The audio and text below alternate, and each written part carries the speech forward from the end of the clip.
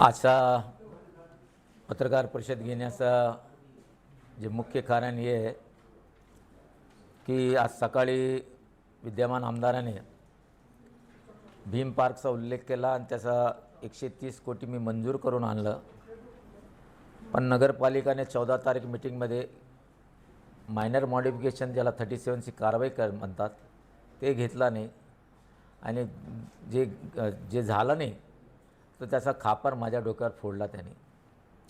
आणि काही आमचे दलित समाजाचे काही लोकांना उचकून माझ्या विरोधात फेसबुक, व्हॉट्सअप, इंस्टाग्राममध्ये एका प्रकारे एंटी कैलास गुरंटल ते चालू लागलं.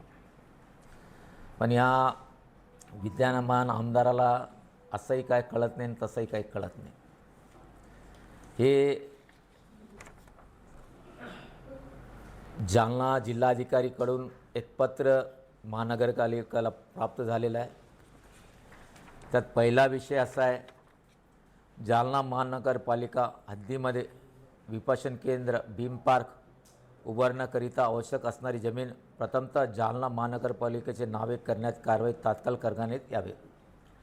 तसेच प्रकल्प ठिकाणी तलाव असल्याने शासनाने संबंधित विभागाकडून तांत्रिक मूल्यमापन करून घेण्यात यावे.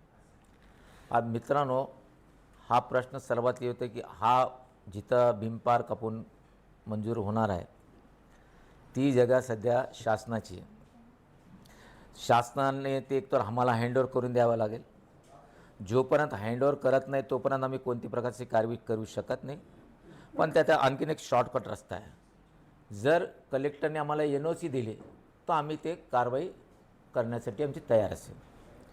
भीमकुंड याने विसर्जन कुंड केला खांडीकरने आणि याने 2 कोटीचा नसेल तर 19 कोटीचा गेला आणि याने उद्घाटन केलं. जेवढी संघटना आहे प्रत्येक संघटनाचे एक प्रमुखाला मी मुख्यमंत्रीकडे बैठक लावून याचा मार्गी लावणार आहे.